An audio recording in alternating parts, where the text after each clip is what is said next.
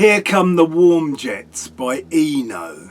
This is Brian Eno's first solo album, and it is more of a rock album than Taking Tiger Mountain by Strategy, his second solo album, which seemed to consist largely of twisted variations on Edwardian parlour songs. This album pushes rock music forward from what Eno was doing with Roxy Music. It has proto-punk buzzsaw guitar, and it has ambient sounds and synth pop. But it also looks back to the droning days of the Velvet Underground. In all kinds of pop music, the standard setup is vocals backed by an accompaniment. Usually the accompaniment can be keyboards, electric guitars or acoustic guitars, or a combination of any of the three. But on Eno songs the accompaniment is often a drone. Sometimes it is a drone too dense to distinguish the constituent sounds, but often there are hints of harmonium, sustained electric guitar, vocal ooze, long synth notes, prepared piano, brass and things that sound like a kazoo, and may well be one. And everything is to some degree out of tune, but then so is a string section.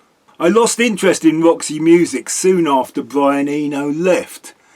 The single Street Life was probably the last thing I cared for, and I was never a fan of Brian Ferry's elaborate hiccupy yodely style of singing.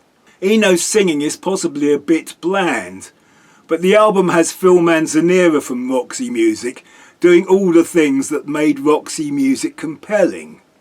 That is apart from Eno's bleeps and whooshes and sax mistreatment. The guitar solos are exciting but also slightly agonising, with a hint of the dentist drill about them. At times it all becomes a bit like a Sonic Youth Sonic Attack.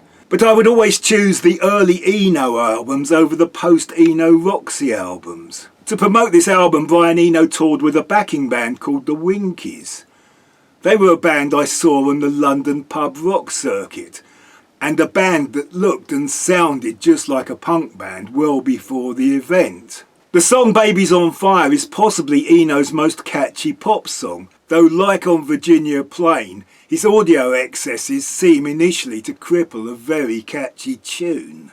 There are some very simple catchy melodies, either sung or played, and there are some amusing and very interesting lyrics.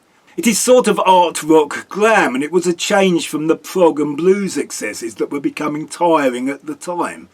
And it was a hint of what Eno would go on to do with David Bowie.